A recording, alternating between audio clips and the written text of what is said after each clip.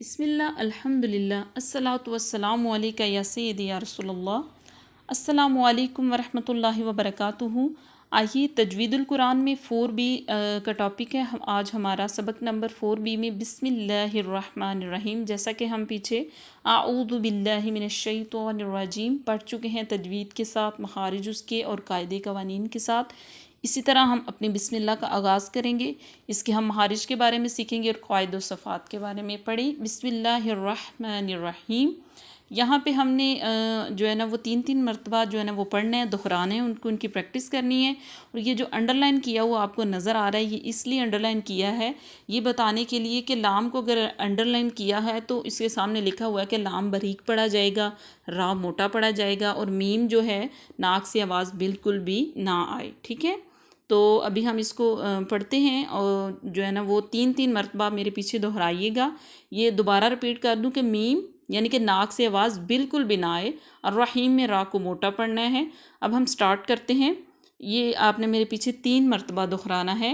بسم اللہ، بسم اللہ، بسم اللہ، الرحمن، الرحمن، الرحمن، را کو موٹا پڑھیں گے، میم کی آواز ناک سے نہیں آئے گی، جیسے الرحمن اس طرح نہیں پڑھیں گے۔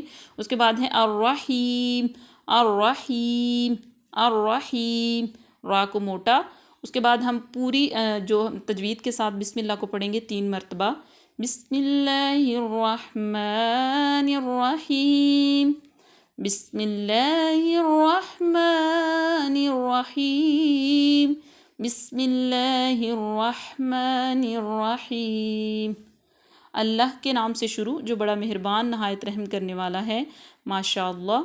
نیکسٹ ہم حروف تہجی کی نظم ہم آپ کے سامنے لے کے آئے ہیں۔ جیسا کہ کہتے ہیں کہ کسی میتھ کے کوشچن کرنے کے لیے جو کلیہ ہوتا ہے، اسی طرح یہ مخارج یاد کرنے کے لیے ایک نظم ہم نے تیار کی ہے، بہت اچھی ہے۔ یہ 4 ہیں ہونٹوں سے، ما با وفا، اس کو ہم تھوڑی سی ٹیون لگا کے پڑھیں گے تاکہ آپ کے لیے اور بھی جو ہے نا وہ یاد کرنا بہت اچھا ہو جائے۔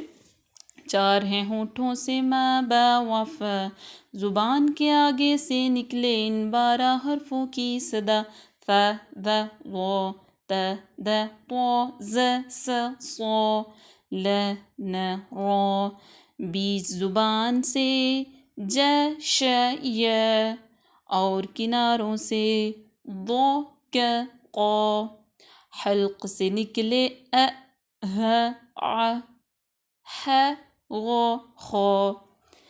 اسی طرح آپ کو اچھی طریقے سے سمجھ آ گئی ہوگی۔ اور ایک بات آپ کو لازمی میں اینڈ پہ کہنا چاہوں گی کہ اگر آپ کو کسی چیز کی سمجھ نہیں آ رہی، کسی مخرج کی نہیں آ رہی، کسی قاعدے قانون کی سمجھ نہیں آ رہی، بتانے کے باوجود بھی ہو سکتا ہے نا کہ نہیں سمجھ آتی، بندے کے ذہن میں وہ بات اچھی طریقے سے نہیں پڑتی، تو آپ کومنٹ سیکشن میں پوچھ سکتے ہیں۔